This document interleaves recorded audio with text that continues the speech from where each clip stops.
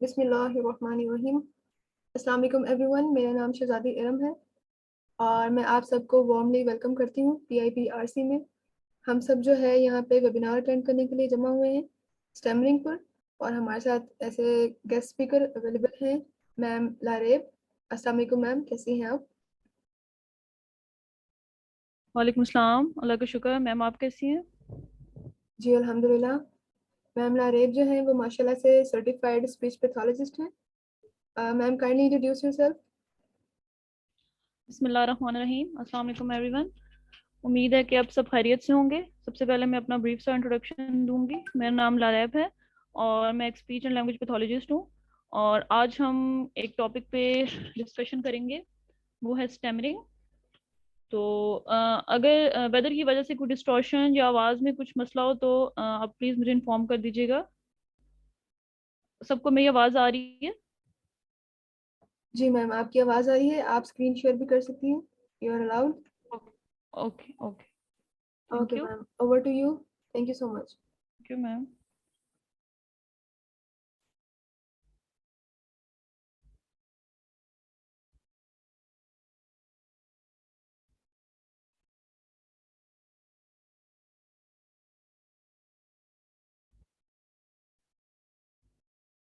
Okay. क्या आपको screen share हो रही है सबको? कोई एक बता दे काइंडली। जी। Okay okay. हम स्टार्ट करने लगे हैं। बिस्मिल्लाहिर्रहमानिर्रहीम। हम बात करेंगे स्टैमरिंग पे। सबसे पहले मैं आपको कंटेंट्स बताती चलूं कि हम किस क्या क्या चीज़ें जो हैं वो डिस्कस करेंगे। थोड़ा सा ब्रीफ सा इंट्रोडक्शन दूंगी मैं स्टैमरिंग पे क्या है, उसकी इंसिडेंस और प्रेवलेंस, उसके कॉजेज, असेसमेंट, ट्रीटमेंट और कुछ वीडियो लिंक्स जो आपके साथ शेयर कर दूंगी, तो जो देखना चाहें। अच्छा, सबसे पहले हम बात करते हैं। अच्छा, मैं आपको बताती चलूं कि इस वेबिनार से किन लोगों को फायदा होने लगा है। बेसिकली आपको क्या फायदा होगा? 3 लोगों के लिए ये फायदेमंद है। जैसे कि आप अगर स्पीच एंड लैंग्वेज पैथोलॉजिस्ट हैं तो मैं कुछ ऐसी टिप्स दूंगी हमें, जो आप अपने क्लाइंट्स को घर में बता सकते हैं, उनके पेरेंट्स को या क्लाइंट्स को, कि आप घर में जो है ना वो कैसे इसको ओवरकम करने के लिए कौन सी जो है ना होम टास्क कर सकते हैं स्टैमरिंग पे। ठीक है। Firstly speech and language pathologist के लिए। सेकेंडली अगर आप कोई पेरेंट्स हैं, या जो ये जनरल पब्लिक के लिए वेबिनार है ऑफ कोर्स, तो आप अगर पेरेंट्स हैं तो वो कैसे अपने बच्चों के साथ घर में डील कर सकते हैं स्टैमरिंग अगर है उनके किसी बच्चे को। या थर्ड वन आते हैं कि जो खुद स्टेमरर हैं, अगर कोई ऐसा जो है वो लेक्चर अटेंड कर रहा है तो वो कैसे ओवरकम कर सकता है अपनी इस प्रॉब्लम को। ठीक है, इसके साथ एडजस्ट कर सकता है अपने आप को। कुछ ऐसी टिप्स होंगी। मुझे उम्मीद है कि कुछ ऐसी इसमें चीजें आपके लिए हैं जो वाकई बहुत फायदेमंद होंगी अगर आपने गौर से सुना तो। सबसे पहले हम देखते हैं कि स्टेमरिंग है क्या। अच्छा, उस लास्ट पे आप जो है ना क्वेश्चंस भी कर सकते हैं, जो किसी बारे में अगर आपको इशू हो तो आप नोट डाउन कर लें साथ साथ, तो लास्ट पे आप क्वेश्चनिंग कर सकते हैं। ठीक है। तो ज़्यादा इस डिटेल में नहीं जाएंगे स्टैमरिंग पे, क्योंकि मेरा ज़्यादा फोकस ये है कि टिप्स और ट्रीटमेंट्स जो हैं आप पहले कॉजेज देखें, और टिप्स और ट्रीटमेंट्स क्या हैं जो आप घर में कर सकते हैं। ठीक है। तो कम्युनिकेशन डिसऑर्डर, कम्युनिकेशन की कैटेगरी में स्पीच एंड लैंग्वेज आते हैं, और स्टैमरिंग जो है हमारे पास फ्लुएंसी डिसऑर्डर है।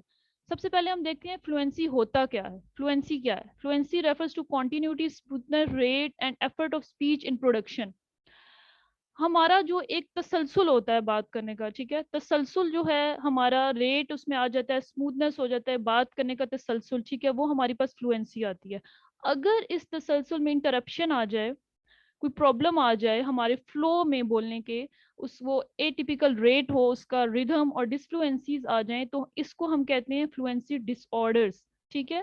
फ्लुएंसी डिसऑर्डर्स में आगे से 2 कैटेगरीज हैं, स्टैमरिंग और स्टटरिंग या क्लटरिंग। ठीक है, ये 2 कैटेगरीज हैं। हम जिस टॉपिक पे आज बात करेंगे वो है स्टैमरिंग और स्टटरिंग। ठीक है। स्टटरिंग की डेफिनेशन, व्हेन रैपर के according, stuttering behaviour consist of a word improperly pattern in time and speaker's reaction thereafter. ये होगी हमारे पास डेफिनेशन, जो आगे आगे डिटेल में आपको पता चलेगा इसका मतलब। अब सबसे पहले हम देखते हैं कि स्टैमरिंग क्या है, उसके कोर सिम्टम्स क्या हैं। हमें कैसे पता चलता है कि इसको स्टैमरिंग है या हमें स्टैमरिंग है? कैसे पता चलता है? हमारे पास कोई क्लाइंट आता है तो हम उसमें कोर सिम्टम्स, सबसे मेन सिम्टम्स हम उसमें क्या देखते हैं? हमारी किस चीज में इंटरप्शन है, फ्लो में या हमारी जो तसलसल में इंटरप्शन है वो कैसे, उसके क्या सिम्टम्स शो हो रहे हैं, ठीक है। सिम्टम्स है इसमें रेपिटिशंस है, आगे इनकी एग्जांपल्स भी हैं, प्रोलोंगेशन है, पॉजेज एंड ब्लॉक्स हैं और इंटरजेक्शंस हैं। आगे इनकी डिटेल देखते हैं ये क्या चीज है। रेपिटिशन, अगर कोई स्टैमरिंग है तो रेपिटिशन है, तो हम रेपिटिशन देखेंगे कैसे कर रहा है, ठीक है। रेपिटिशन के भी आगे से कैटेगरीज हैं, साउंड लेवल पे, सेलेबल लेवल पे, वर्ड है या फ्रेज है या सेंटेंस लेवल पे, ठीक है। अब मैं एग्जांपल देती चलूं, जैसे कि एक प्लीज एक वर्ड है, तो हमारा जो हमारे पास जो हम स्टैमरर आया है, तो हम उसको कैसे देखेंगे कि ये साउंड लेवल पे स्टैमरिंग कर रहा है। प प प प प्लीज, प प एक साउंड है, तो उसको हम देख रहे हैं ये किसके कैटेगरी में चीजें आ रही हैं, रेपिटेशन में। जैसे अगर आपको स्क्रीन पे नजर आ रहा हो तो उसको मैंने जो है ना वो इसकी वो बनाई हुई है कि ये पी को जब प प प, प साउंड है एग्जांपल में प्लीज की, तो उसको रिपीट करेगा, तो ये हमारे पास साउंड लेवल की रेपिटेशन है। नेक्स्ट वन है सेलेबल लेवल। सेलेबल लेवल पे जैसे हम टेक इट एक वर्ड है, तो उसपे हम सेलेबल पे अगर रेपिटेशन करेगा तो कैसे होगा, पहले साउंड पे था सिंगल साउंड पे, अब साथ वाउल ऐड हो गया। टेक इट है तो ट ट ट ट ट, इस तरह की हमारे पास सेलेबल लेवल पे रेपिटेशन होगी। फिर वर्ड लेवल आ जाता है, वर्ड है एक फ्लैग, द फ्लैग, तो हम द को रिपीट करेगा वर्ड लेवल। इसी तरह फ्रेज और सेंटेंस लेवल, ठीक है। ये हम बेसिकली देखने का मकसद क्या है, जब तक आपको सिम्टम्स सही पता नहीं चलेंगे आप फर्दर कॉजेज और ट्रीटमेंट पे कैसे जा सकेंगे। आपने वर्क करना है तो आपको सबसे पहले सिम्टम्स को पता होना जरूरी है। रेपिटेशन होगी, फिर प्रोलोंगेशन है, प्रोलोंगेशन कैसे करेगा, सॉल्ट एट वर्ड है, तो सॉल्ट उसको प्रोलॉन्ग लंबा करेगा, जैसे आपको स्क्रीन पे नजर भी आ रहा होगा। देन पॉजेज और ब्लॉक्स हैं। पॉजेज और ब्लॉक्स ये हैं कि झटका आएगा या रुकावट आएगी जो कि नहीं होनी चाहिए सेंटेंस में, अनयूजुअल जो होगा। जैसे द स्काई इज ब्लू एक सेंटेंस है, तो इसमें पॉज कैसे आएगा, द बीच में रुक जाएगा या स्काई के बाद रुक जाएगा, द स्काई इज ब्लू। अब ब्लॉक्स की है कि द के बाद झटका, ब्लॉक के बाद झटका, द स्काई इज ब्लू, बीच में ब्लॉक आ गया, ठीक है। ये हमारे पास अच्छा कोर सिम्टम्स आ गए, इनको हमने देख लिया। उसके बाद है इनके साथ साथ कुछ असेसरी बिहेवियर्स भी होते हैं स्टैमरर के, ठीक है, जो इसको अवॉइड करने के लिए या कहने के लिए कि हम मतलब इस सिचुएशन से बच जाएं, वो बिहेवियर्स उसमें आपको नजर आ रहे होते हैं कि कोर सिम्टम से बचने के लिए, छुपाने के लिए, ठीक है। इसमें आता है अवॉइडेंस बिहेवियर। अवॉइडेंस बिहेवियर में ये आएगा, जो स्टेमरर होगा वो स्पीकिंग से अवॉइड करेगा, आई कांटेक्ट आपको नहीं देगा। आपके जब आपके पास क्लाइंट आएगा आप उसको देखेंगे, तो इनफॉर्मल असेसमेंट में ये चीज़ आप देखेंगे, आगे आपको डिटेल में बताई गई है कि आप उसका जो इनफॉर्मल ऑब्जर्वेशन असेसमेंट उसकी करेंगे, तो आप उसको असेसिव बिहेवियर्स को मद्देनजर रखना बहुत ज़रूरी है। आप देखेंगे कि वो आई कांटेक्ट नहीं कर पा रहा आपसे, ठीक है। उसके बाद टाइमिंग डिवाइसेस है, टाइमिंग डिवाइसेस में क्या आता है कि आई ब्लिंकिंग उस तरह प्रॉपर नहीं होगी, बार बार करेगा या शॉर्ट गैप्स लेगा बात करने में, ठीक है, या भाग जाएगा उस सिचुएशन से, टाइमिंग डिवाइस में ये चीज आती है। डिस्गाइज रिएक्शन, ये रिएक्शंस ये होते हैं कि बात करते हुए अपने मुंह को कवर कर लेगा, खांसेगा, मतलब खांसी आ नहीं रही तो अपने उस चीज को ना छुपाने के लिए कि मैं स्टैमरिंग कर रहा हूँ या किसी को पता ना चले, तो मुंह पे हाथ रख लेना या खांसी करना, ये चीज इसमें आ जाती है। इंटरप्टर डिवाइसेस में आ जाती हैं फेशियल ग्रिमेसेस होंगी, ठीक है, जर्किंग, हेड नोडिंग, बार बार अपने सर को झटकना, और फेशियल ग्रिमेसेस आएंगी कि इस चीज से मैं सिचुएशन से निकल जाऊं। देन हमारे पास कुछ ब्रीफ जो थोड़ा सा मैंने इसको लिया हुआ है कि आपके इम्पैक्ट क्या आते हैं आपकी लाइफ पे, ठीक है, उसके कोवर्ट फीचर्स जो हैं स्टार्टिंग के, उसके आपके जब एज अ पर्सन जो है ना आप पे क्या इफेक्ट आते हैं, ठीक है, आपकी लाइफ में। तो आपकी पर्सनैलिटी में क्या इफेक्ट आता है उसका, ठीक है। Sense of loss of control, आपकी कॉग्निशन में, आपकी थॉट्स में प्रॉब्लम आती है, आप जो है सोशल एंजाइटी का शिकार हो जाते हैं कि मैं किसी के सामने बोला, शेम और गिल्ट, मैं किसी के सामने बोला तो अगले मेरा मजाक उड़ाएंगे, पता नहीं मेरे बारे में कोई क्या सोचेगा, नेगेटिव थॉट्स आती हैं अपने बारे में, ठीक है। सेल्फ एफिकेसी, जो सेंस ऑफ वननेस होती है, अपना सेल्फ कॉन्फिडेंस, खुद एतमादी इंसान वो खो देता है कि मुझे इस एनवायरनमेंट में लोग कैसे लेंगे, ठीक है, ये खुद वो सोच रहा है, ठीक है। और decrease the sense of self worth, के डिप्रेशन में चला जाता है, बाज़ दफ़ा इतनी इंटेंस ये कंडीशन हो जाती है, और इस तरह की सुसाइडल आइडिएशंस भी आती हैं जब आप एंजाइटी और डिप्रेशन का शिकार हो जाते हैं इस सिचुएशन को लेके कि आप किसी जॉब में हैं, किसी ऐसी जॉब में हैं, कोई आपको या स्कूल में है, वो एज ऐसी है प्यूबर्टी की, आप बुली हो रहे हैं, बच्चा बुली हो रहा है, पेरेंट्स की नेग्लिजेंस है कि बच्चा क्यों हो रहा है, आप उसकी स्टैमरिंग पे वर्क नहीं कर रहे, तो क्या होगा कि उसे सुसाइडल आइडिएशन की तरफ वो बंदा चला जाएगा, ठीक है। उसको अवॉइडेंस होगी साउंड वर्ड साउंड्स बोलने में दूसरों के सामने, ठीक है। अपनी कम्युनिकेशन को, ये है कि वो कम्युनिकेशन उसकी उस तरह अच्छी नहीं होगी लोगों के सामने, यही वजूहत आ जाएंगे। आगे जॉब और कम्युनिकेशन बैरियर्स आएंगे कि मैं कोई इस तरह की जॉब में तो जा ही नहीं सकता, लेक्चरशिप हो गई या कोई ऐसी जॉब सॉरी कि जा ही नहीं सकता, कि मेरा तो सही बोल नहीं पाऊंगा, मेरा सब मजाक उड़ाएंगे वगैरह। अच्छा, ये थोड़ा ब्रीफ इंट्रोडक्शन था। अच्छा, स्टैमरिंग को आप मतलब इस तरह कैसे कैटेगराइज करेंगे कि इसको स्टैमरिंग है, ठीक है। इसकी कुछ ड्यूरेशन है कि 6 मंथ से अबव भी अगर वो स्टटर कर रहा है क्लाइंट, एक बंदा, तो हम उसको स्टैमरिंग की कैटेगरी में डालेंगे। बिफोर 6 मंथ अगर 1 महीना हुआ या इस तरह हो गया, तो हम उसको स्टैमरिंग कंसिडर नहीं करेंगे। अच्छा, अब कॉजेज हैं। ट्रीटमेंट पे जाने से पहले ना कॉजेज को मद्देनजर रखना बहुत जरूरी है। कॉजेज का पता करना, किसी चीज की वजह आपको पता चलेगी तो उस पर वर्क करना, उसको ट्रीट करना उतना ही आसान होगा, ठीक है, और इफेक्टिव होगी ट्रीटमेंट जब तक आपको कॉजेज पता होंगे। इसमें कॉजेज एक्वायर्ड और न्यूरोलॉजिकल कॉजेज हैं, साइकोजेनिक है, जेनेटिक है। अच्छा, एक्वायर्ड और न्यूरोलॉजिकल स्टैमरिंग क्या होती है कि इसकी कोई पास्ट हिस्ट्री नहीं होती स्टैमरिंग स्टैमरिंग की। इसमें ये कॉज जो है, मतलब इसमें अचानक कोई ट्रॉमा हुआ, किसी जो है ब्रेन का कोई ट्रॉमा हो गया ना, जैसे स्ट्रोक हो गया, डिजीज, कोई एक्सीडेंट हो गया अचानक, जिसमें आपकी ब्रेन की फिजियोलॉजी को इफेक्ट होगी तो इसको हम एक्वायर्ड कहेंगे।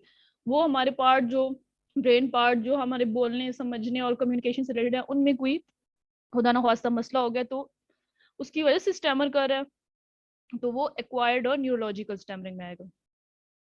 अब साइकोजेनिक स्टैमरिंग क्या होती है, कोई इमोशनली ट्रॉमा, किसी आपकी किसी लव वन की डेथ हो गई, या कोई और किसी एक्सीडेंट से आप गुजरे, या कोई ऐसी चीज जिसको आपको ना साइकोलॉजिकल इफेक्ट हुआ जिससे, तो आप डिप्रेशन में, एंजाइटी में, इस तरह की चीजों में चले गए, तो आपको इसकी वजह से जो आप स्टैमरिंग करेंगे वो साइकोजेनिक स्टैमरिंग में आएगा।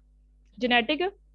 जेनेटिक स्टैमरिंग जो होती है वो ओवरवेलमिंग है। इसकी एविडेंस जो है कि 50% पॉपुलेशन जो है ना, जिसमें जिसकी फैमिली में स्टैमरिंग की हिस्ट्री है, जिन फैमिलीज में, उनकी 50% जो है ना, वो जो है आगे उनकी फर्दर जो है ना स्टैमर करेंगे।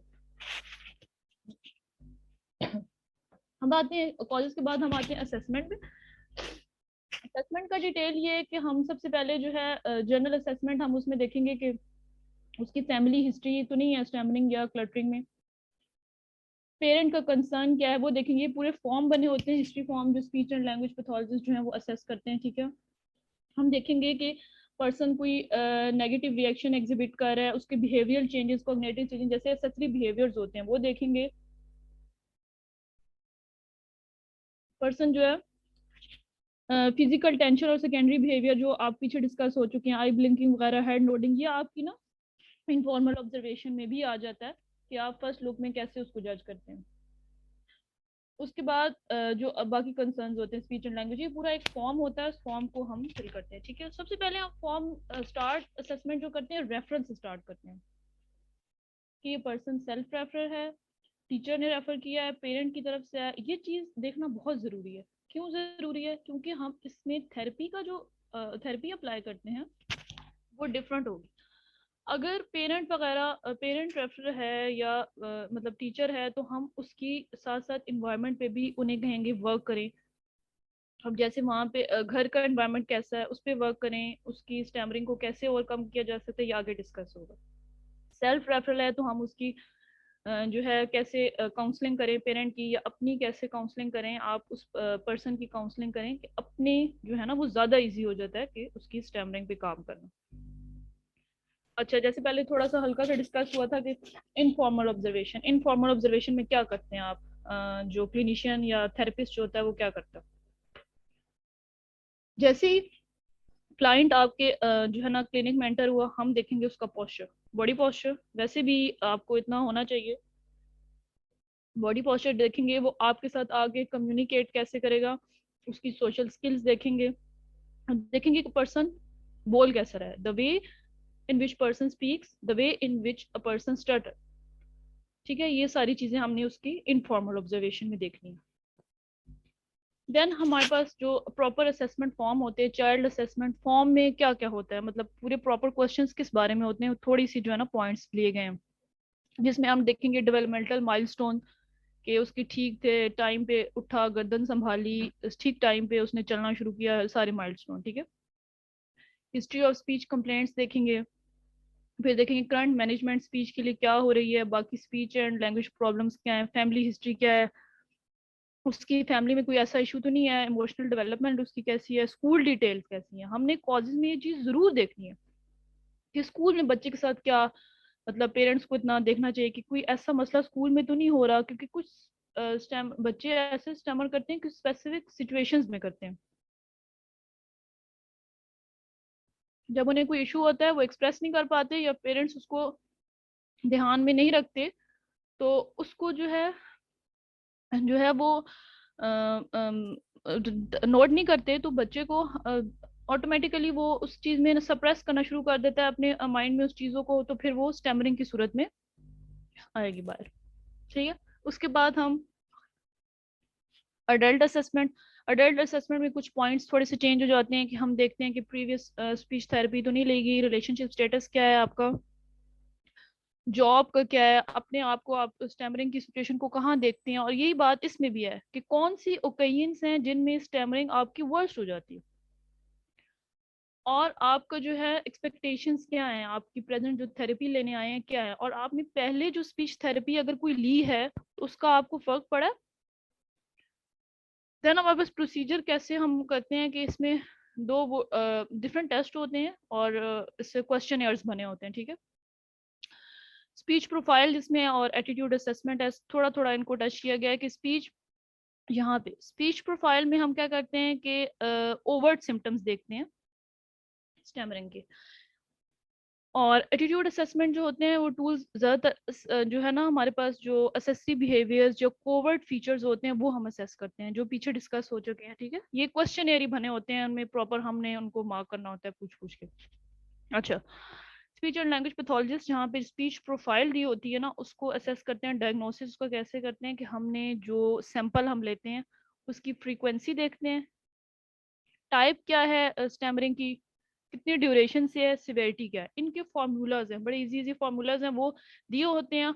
उनमें आप हम सैंपल जब लेंगे, यहाँ पे आगे स्पीच सैंपल लिया हुआ है कि 200 से 400 सेलेबल का सैंपल जो होता है वो हम लेते हैं, उसके चाहे वो रीडिंग से लेंगे, चाहे वो जनरल कन्वर्सेशन से लेंगे, या हम जो है वो कहेंगे कि अगर बच्चा हमारे सामने नहीं बोल रहा तो आप वीडियो रिकॉर्डिंग हमें दे दें, पेरेंट्स से कहेंगे। ठीक है, या हमने सामने जो है बिलो एज लेवल, उसकी एज लेवल से कम का जो है ना, हम उसको रीडिंग सैंपल दे के उससे हम पढ़वा के फिर हम उसका सैंपल लेके उससे स्टैमरिंग का वो निकालते हैं। ठीक है, कि परसेंटेज क्या है, सिवियरिटी लेवल क्या है उसका। और इस बात को यहाँ पे माइंड में रखना बहुत जरूरी है कि कोई सेंसिटिव टॉपिक ना हो, इमोशनल टॉपिक ना हो, जिससे उसका वो उसी वक्त जो है ना उसको वो चीज स्टैमर करना शुरू कर दे, मतलब इस तरह का कोई टॉपिक ना हो। अच्छा, सेकेंडरी बिहेवियर भी हम इसी तरह असेस करेंगे फॉर्म में, उसको हम देखेंगे आई ब्लिंकिंग तो नहीं है, इसके बिहेवियर, फेशियल ग्रिमेसेस, उसकी बॉडी मूवमेंट्स क्या हैं, उस लिप स्क्वीजिंग है या नहीं, फिस्ट क्लिंचिंग, आपने पूरी बॉडी को ना नोट करना है। जो थेरेपिस्ट होगा या पेरेंट्स होंगे उन्हें देखना है जब स्टैमर कर रहा होता है तो उसके बॉडी पोस्चर क्या होता है। ठीक है, इसके फेशियल एक्सप्रेशंस क्या होते हैं। अब सबसे पहले हम आते हैं ट्रीटमेंट, ट्रीटमेंट और रिकमेंडेशन क्या है जो यहाँ पे डिस्कस हुई हैं, कुछ ट्रीटमेंट टेक्निक्स जो हैं उस पर हम बात करेंगे, फिर मैं आपको कुछ जनरल टिप्स दूंगी जो बहुत हेल्पफुल हैं कवर करने के लिए, ओवरकम करने के लिए स्टैमरिंग को, आपको उस सिचुएशन में एडजस्ट करने के लिए स्टैमरिंग को। ट्रीटमेंट बेसिकली क्या, मॉडिफिकेशन टेक्निक्स है। मॉडिफिकेशन मीन्स कि हम चेंज कर रहे हैं way of stammering, not preventing. ठीक है, उस चीज को ओवरकम कर रहे हैं। जैसे इसमें है इनडायरेक्ट, सबसे पहले हमारे पास आएगा इनडायरेक्ट ट्रीटमेंट हम कैसे करते हैं, जो प्री स्कूल चिल्ड्रंस हैं उनका इनडायरेक्ट ट्रीटमेंट हम कैसे कर सकते हैं। ठीक है, घर में पेरेंट्स या स्पीच एंड लैंग्वेज पैथोलॉजिस्ट। हम क्या करेंगे, उनकी फैमिलीज को कहेंगे कि अपनी चेंज स्पीच में कैसे लाएं, अपने इन्वायरमेंट, घर के इन्वायरमेंट में चेंज करें, ठीक है, मॉडिफाई करने की कोशिश करें उसकी स्पीच और फ्लुएंसी को कैसे। पॉइंट्स दिए हुए हैं कि अपने कम्युनिकेशन रेट को स्लो कर कम कर दें, ठीक है। आप जब खुद इतना तेज तेज बोलेंगे, जो बच्चा स्टैमर कर रहा होगा वो तो चुप ही कर जाएगा कि मैंने आंसर भी इसी रेट में देना है, तो वरना मुझे डांट पड़ जाएगी, या घर में सारा एनवायरनमेंट ही ऐसा है कि आप बोल बोल के उसको बता रहे हैं कि तुम स्टैमर कर रहे हो, स्टैमर कर रहे हो, रुक जाओ, यहाँ पे रुको। तो ये नहीं, आपने इनडायरेक्ट में आपने एनवायरनमेंट को चेंज करना है, चाइल्ड के उसके अकॉर्डिंग चलना। आप लोग उसके सामने ही अपने कम्युनिकेशन रेट को जब रिड्यूस करेंगे, उस वो बात करे, अगर किसी बात में उसने स्टैमर किया तो आप उसको रिकास्टिंग और रीफ्रेज अगर करेंगे उसके सामने मॉडलिंग के तौर पे, तो इन टेक्निक से उससे बहुत फर्क पड़ेगा, ठीक है। जैसे अब वो रुक गया, एक सेंटेंस है, मुझे बिल्ली दो, ठीक है, मुझे ब अच्छा, आपको बिल्ली चाहिए, सामने देखे आप इशारा कर दें उसकी तरफ, कोई टॉय पड़ा हुआ है, आपको ये चाहिए, आपको बिल्ली चाहिए, कम्युनिकेशन रेट को स्लो करके उससे आप इनडायरेक्ट फॉर्म्स के जरिए बात करेंगे, ठीक है। अब हम आते हैं डायरेक्ट ट्रीटमेंट की तरफ। डायरेक्ट ट्रीटमेंट में उसमें टेक्निक्स हैं जो कि आगे भी अलग अलग पॉइंट्स में डिस्कस हुई हुई हैं। इनमें चाइल्ड का जो है स्टैमरिंग के उसको भी मैनेज किया हुआ है, उसके एटीट्यूड और बिलीव्स पे भी काम किया गया है, ठीक है। स्पीच के जो है हमारे पास कंपोनेंट्स जो हैं, सिलेबल्स, वर्ड्स, उन पे काम किया गया है, फिजिकल टेंशन कम की गई है, ठीक है, डिस्टर्बेंसी रेट, अपना रेट कम करना है, ये इसमें टेक्निक्स हैं जो हम डायरेक्ट अप्रोच में आता है, ठीक है। इसमें जिक्र हुआ गया है पुलिंग आउट एक में, और कैंसिलेशन टेक्निक है, ये भी आगे डिस्कस हुई है, ठीक है, और मैं आपको डिटेल में बताऊंगी आगे। ओपोनेंट टेक्निक में ये है कि आप उसको रिवॉर्ड दें। अगर आप इस तरह करोगे या इस तरह बोलोगे, आप जेस्चर से कर सकते हैं, गुड लक का सिंबल या शाबाश कह सकते हैं, या इस तरह करेंगे, अच्छा आपने आराम से बात की, अब डायरेक्ट उस तरह नहीं कहना, आपने अपना कम्युनिकेशन रेट रिड्यूस किया, आपके सामने बच्चे ने वैसे बात की, आपने उसे गुड लक कह दिया, गुड बॉय, शाबाश, गुड गर्ल, या इस तरह, तो ये आपकी रीइंफोर्सर जो आपको यूज करेंगे वो भी आपके लिए हेल्पफुल होंगे, ठीक है। अब ट्रीटमेंट किस चीज पे फोकस करती है, ठीक है, increasing the effective and efficient communication.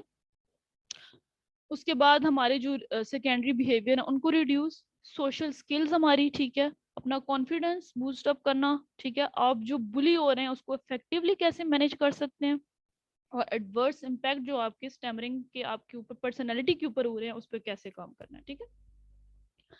अब आते हैं स्पीच मॉडिफिकेशन टेक्निक्स की तरफ, ठीक है। इसमें सबसे पहले जो टेक्निक दी गई है हमारे पास है इजी या gentle onset, second light articulatory contact, continuous phonation, prolong syllables और रेट कॉन्टेक्ट। सबसे पहले हम आते हैं इजी या जेंटल ऑनसेट, ये क्या है। ग्रेजुअल ऑनसेट ऑफ वॉइसिंग, जैसे आवाज से जाहिर है, इस बेसिकली ये वाउल्स के लिए काम करने पे होता है, ठीक है। इजी ऑनसेट कैसे कहेंगे हम, ये प्रैक्टिस कैसे होगी, टू प्रोड्यूस जेंटली। अगर अब एक जो वर्ड है, एक बच्चा अगर बोल रहा है या बड़ा बोल रहा है जो स्टेमरर है, एक वर्ड है फॉर एग्जांपल योगर्ट, ठीक है, नॉर्मल योगर्ट एक वर्ड है, ठीक है, वो अगर बोल रहा है, इसको स्टेमर कर रहा है, तो आप उससे इजी ऑनसेट मेथड कैसे उस पर अप्लाई करेंगे, जैसे वाउल्स पे काम करेंगे, ठीक है। आप उसे कहेंगे, बोलो योगर्ट जेंटली, योगर्ट जेंटली, ये प्रैक्टिस होगी, इसका मतलब है टू प्रोड्यूस जेंटली, ठीक है। हमारे जो टारगेटेड साउंड होगा उसको हम जो है वो लंबा करेंगे, प्रोलॉन्ग करेंगे, और एयर फ्लो रिलीज जब बाहर होगी उसके थ्रू हम जब बात करेंगे, निकालेंगे अपना वर्ड, इनिशियल वाउल निकालेंगे और उसे प्रोलॉन्ग करेंगे, जेंटली स्पीकिंग करेंगे, तो ये नेक्स्ट स्टेप आपको जब क्लियर होंगे तो ये फर्स्ट वाला भी हो जाएगा, ठीक है। अब जैसे एक फ्रेज है ओपन इट, इसको इजी ऑनसेट इस पे कैसे अप्लाई होगा, ओपन इट जेंटली, जेंटली और ग्रेजुअली ऑनसेट ऑफ वॉइसिंग हम मेथड जो अप्लाई करेंगे इस पे। लाइट आर्टिकुलेटरी कॉन्टेक्ट मेथड क्या है। सबसे पहले तो आर्टिकुलेटर्स क्या होते हैं, आर्टिकुलेटर्स होते हैं डिफरेंट पार्ट होते हैं हमारे मुंह के जो हम बोलने के लिए इस्तेमाल करते हैं, जैसे हमारे लिप्स, टीथ, टंग, ये हमारे आर्टिकुलेटर हैं। मेथड क्या है, light articulatory contact. Easy gentle onset था वाउल्स के लिए, लाइट आर्टिकुलेटरी कॉन्टेक्ट में हम क्या प्लोसिव्स कॉन्सोनेंट साउंड्स के लिए, ठीक है। इसमें ये होता है कि हमने क्या करना है कि you should be very gentle when you put them together for speaking, ठीक है। आर्टिकुलेटर्स को बहुत ही जेंटली आपने प्लेस करना है बोलने के लिए, नो टेंशन। आप जैसे एक वर्ड है बस, हम बोलेंगे बस, इस तरह बोला, ये क्या थी, टेंशन। आपकी लिप्स जो है वो बहुत टाइटली आपने बंद किए, जिससे साफ पता चल रहा था आप स्टैमर कर रहे हैं, या बहुत जोर लग रहा है, प्रेशर लग रहा है। लाइट आर्टिकुलेटरी का मतलब है कि आप बहुत जेंटली इनको प्लेस करेंगे। आप एक वर्ड बोलेंगे, जो स्टैमरर है वर्ड बोल रहा है, तो आप उसको कहेंगे, आपने अपने आर्टिकुलेटर्स बहुत सॉफ्टली जेंटली जो है ना वो रखने। जैसे एक फ्रेज है बस राइट, तो आपने कहना बस राइट, ठीक है। अब एक जो है फिश वर्ड है, ठीक है, उसको आपने कैसे कहना है कि इसको आपने लाइट आर्टिकुलेटरी करेंगे। आपने आर्टिकुलेटर्स जो है अपने जो हिस्से हैं मुंह के जिससे आप बोल रहे हैं उनको बहुत जेंटली आप इसमें टच करना है वर्ड बोलने के लिए, ठीक है। ये प्रैक्टिस करानी है। इजी ऑनसेट और लाइट आर्टिकुलेटरी, इनमें फर्क क्या है कि एक जो है वो दोबारा आपको रिवीजन करा रही हूँ। इजी जेंटल क्या है कि वाउल्स पे काम करेंगे, लाइट आर्टिकुलेटरी क्या है कॉन्सोनेंट पे काम होगा, ठीक है। उसके बाद वापस जो पीछे हमने दो वर्ड्स दो टेक्निक्स और डिस्कस की थी, उसमें क्या था, पुल आउट और कैंसिलेशन, ठीक है। पुल आउट टेक्निक क्या होती है, जैसे नाम से जाहिर है स्लाइड आउट, ठीक है। स्लाइड आउट, इसके डिफरेंट स्टेप्स होते हैं, ठीक है। जहाँ पे फर्स्ट स्टेप है कि आपने फील करना है कि टेंशन किधर है, फिर आपने सेकंड स्टेप पे रिलैक्स होना है, मैं इसकी प्रैक्टिस एग्जांपल से कराऊंगी। थर्ड उसका पॉइंट क्या है कि आपने वर्ड फ्लुएंटली कहना है। अब जैसे फॉर एग्जांपल वर्ड है बिग, ठीक है। स्टैमरर जो है वो स्टैमरिंग कर रहा है, बिग भी रेपिटेशन कर रहा है, या पॉजेज और ब्लॉक है, कोई भी कोर सिम्टम जो है आपको नजर आ रहा है, ब ब ब ब ब बिग, ठीक है। जब ये बोल रहा है या आप खुद बोल रहे हैं अपने ऊपर वर्क कर रहे हैं, ब ब ब ब ब आपने पहले एकदम उसी दौरान ही सोचना है कि आपकी टेंशन कहाँ पर है। ब ब ब ब आप जब करेंगे आपने सोचा क्या कि आपकी लिप्स पे टेंशन है, ब ब ब ब ब, तो आपने थोड़ा रिलैक्स होना है, ब और वर्ड कहना है बिग। पुल आउट या स्लाइड आउट जो स्टेप है उसमें आपने तीन स्टेप्स थे। फील करना है कि टेंशन किधर है, जब हम स्टेमर कर रहे हैं तो हमारी टेंशन किधर है, लिप्स पे या जो भी वर्ड है उसके अकॉर्डिंग टेंशन पे देखनी है किधर है। फिर हमने उसी वक्त रिलैक्स, अपने आप को रिलैक्स करने की कोशिश करनी है, और फिर हमने अपना वर्ड कह देना है, ठीक है। फ्रेज कभी इसी तरह होगा, ठीक है। अब नेक्स्ट वन है कैंसिलेशन, जिसका पीछे जिक्र हुआ था, जो मैंने डिटेल नहीं बताई थी। कैंसिलेशन का होता है, पुल आउट और कैंसिलेशन में डिफरेंस क्या है। पुल आउट का कि आपने उसके दौरान ही ये स्टेप्स फील करने हैं कि टेंशन किधर है, रिलैक्स रिलैक्स होना है मैंने, और अपना लफ्ज कहना है। लेकिन जो कैंसिलेशन है उसमें चार स्टेप्स हैं, ठीक है। कैंसिलेशन जैसे नाम से जाहिर है, हमने पहले वर्ड बोलते ही जहां भी स्टैमर करें पॉज, कैंसिल कर दें, रुक जाना है, पॉज, ठीक है। हमने क्या करना है, इजी ऑनसेट मेथड यूज करना है। हमने सोचना है टेंशन किधर है, हमारे आर्टिकुलेटर्स पे कहाँ है टेंशन, ठीक है। थर्ड पॉइंट पे हमने रिलैक्स होना है, फोर्थ पे हमने अपना वर्ड कह देना है, ठीक है। ये हो गया पुल आउट और कैंसिलेशन में डिफरेंस। सारे steps, feel where is the tension, relax and say the word, pull out technique हो गई। कैंसिलेशन में हमने उसी मूवमेंट के बाद आपने ये सोचना है, पॉज करना है वहीं पे जहां आपको लगे आप यहाँ पे नहीं वर्ड बोल पा रहे हैं, आप स्टेमर करने लगे हैं, इस वर्ड में आपको प्रॉब्लम होती है, वहीं पे रुक जाना, पॉज। फिर आपने सोचना है टेंशन किधर है, फिर आपने रिलैक्स होना है और वर्ड कह देना है, ठीक है। इसमें कुछ वीडियोस हैं जो आपसे लिंक शेयर कर दी जाएगी। इधर वीडियो का उस तरह कोई पर्पज नहीं है चलाने का ऐसे। मैं आपको कुछ टिप्स देने लगी हूँ अब, जो कि बहुत जरूरी हैं घर में जो है आप जो वीडियो में बेसिकली यही चीजें हैं, तो वो आप कैसे जो है पेरेंट्स को कह सकते हैं कि आप करें, या स्टैमरर को कह सकते हैं कि आपने क्या चीजें करनी है। बहुत यूजफुल टिप्स हैं। सबसे पहले कि आपने सुबह और रात को, ठीक है, 2-3 मिनट के लिए रात को क्या करना है, डायफ्रेमिक ब्रीथिंग। इससे क्या होगा, आपका नर्वस सिस्टम कूल डाउन होगा, ठीक है, नर्वस सिस्टम काम होगा। डायफ्रेमिक ब्रीथिंग कैसे है, बेसिकली डीप ब्रीथिंग को कहते हैं डायफ्रेमिक ब्रीथिंग। शैलो ब्रीथिंग नहीं, कंधों से ऊपर या इस तरह, डीप ब्रीथिंग, पेट पे हाथ रखें, अच्छा सा सांस भर के डीप ब्रीथिंग। ये एक्सरसाइज आपने 2-3 मिनट रात में और 2-3 मिनट सुबह, और ये वेरी यूजफुल, ठीक है। इससे क्या होगा, आपका नर्वस सिस्टम जो है वो काम होगा और आपको बोलने में आसानी होगी, ठीक है। दूसरा ये है कि आपने बोलने से पहले अगर किसी चीज में आपको लग रहा है, सेकंड टिप जो है कि अभी मैं स्टैमर करने लगा हूँ या मेरा बच्चा स्टैमर करने लगा है, उसी वक्त आपने कहें अच्छा सा सांस भरें और एक्सहेल करते हुए बोले। अब एक वर्ड है या सेंटेंस है, आई लाइक कुकीज, सेंटेंस, उसको आप इस पे आपका बच्चा स्टैमर कर रहा है, आप स्टैमर करने लगे हैं, अच्छा सांस भरें, बाहर निकालते हुए सांस, आई लाइक कुकीज, ठीक है। जब आप एक्सहेल पे बोलेंगे तो आपके लिए बोलना बहुत इजी हो जाएगा, ठीक है। थर्ड वन है एक टिप, पेसिंग। पेसिंग क्या होती है, ये कुछ के लिए यूजफुल है, कुछ बच्चों के लिए स्पेशली, या बड़े भी कर सकते हैं, बड़ों के लिए थोड़ा मेथड डिफरेंट हो जाता है। चिल्ड्रंस के लिए कि पेसिंग आप टैप करके उनको जब घर में प्रैक्टिस कराएं, बीट्स रख दें या वो जो रिंग टॉवर होता है एक एक रिंग डालें। अब दिस इज बॉल, ये एक सेंटेंस है, आपने उसको इसमें पेसिंग टेक्निक करानी है। एक रिंग डाला दिस, दूसरा इज बॉल, या आप क्लैप करें दिस इज बॉल, ठीक है। ये आपने पेसिंग टेक्निक उसको सिखानी है, ठीक है। अगर आप मतलब एडल्ट्स हैं या उनको आप क्या कैसे कह सकते हैं कि आप ये टेक्निक करें, आप खड़े हुए हैं कहीं, आप दूसरों से बात कर रहे हैं, जाहिर सी बात है आप उसके सामने तो नहीं यूज कर सकते, बीट्स डालें या इस तरह की कोई नहीं कर सकते, आप सीधे खड़े में, आप हाथ पीछे किसी को फील बनाओ, आप उंगलियों के पोरों पे आपने एक सेंटेंस बोलना, आप प्रैक्टिस कर रहे हैं ना, तो आप अपनी उंगलियों के पोरों पे जो है वो करना शुरू कर दें, एक एक ब्लॉक में ये बात बोलें, दूसरे में ये बोलें, तीसरे में ये वर्ड्स वर्ड्स उस तरह ना, प्रैक्टिस के लिए, ठीक है। तो ये आपके लिए बहुत इजी हो जाएगा। देन लाइट कांटेक्ट, कोई सॉफ्ट और जेंटली आपने बात करते हुए अपने एकदम से फील करना है कि मेरा प्रेशर कहाँ है, जिस जगह आपका प्रेशर होगा, जिस मुंह के जिस हिस्से पे, जब आप सोचेंगे कि मेरा यहाँ पे प्रेशर है, जब आप उसको काम करने की कोशिश करेंगे तो आप इजीली वो वर्ड कह सकते हैं, ठीक है। नेक्स्ट में वही, हाँ, स्टटरिंग मॉडिफिकेशन स्ट्रेटजीज में है कि आपने आइडेंटिफाई करना है कि कोर स्टटरिंग बिहेवियर्स क्या है, फिजिकल कॉन्समेंट और बिहेवियर क्या है, कि कौन सी ऐसी चीज साथ होती है तो ये बिहेवियर जो है वो हमारे पास हो जाता है।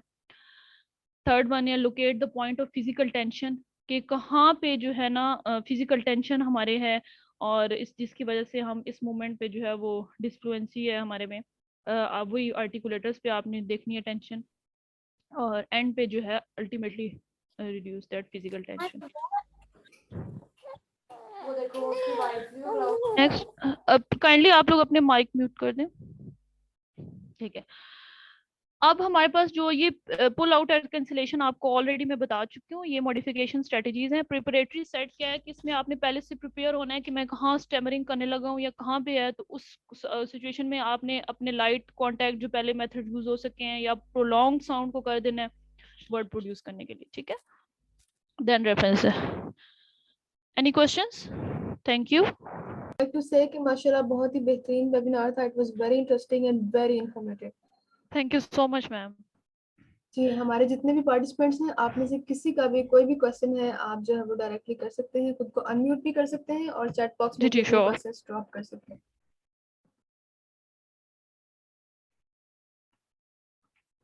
या श्योर, किसी का कोई भी क्वेश्चन है तो काइंडली आप कर सकते हैं।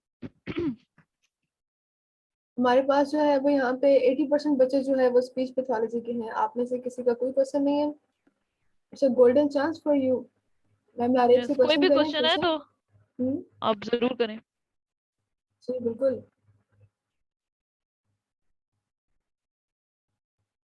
Know questions.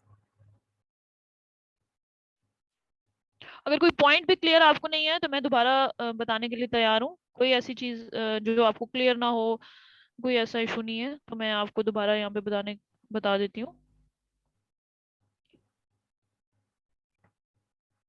Alright ma'am, I think किसी का कोई क्वेश्चन नहीं है, क्योंकि माशाल्लाह आपने इतने अच्छे से एक्सप्लेन किया है कि सबको सब कुछ समझ आ गया माशाल्लाह।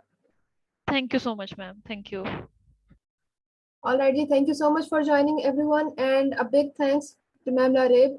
मैम आपने बहुत अच्छा वेबिनार किया, बहुत ही informative and we really enjoyed it. Thank you so much for coming, thank you so much for your thank you time. So much.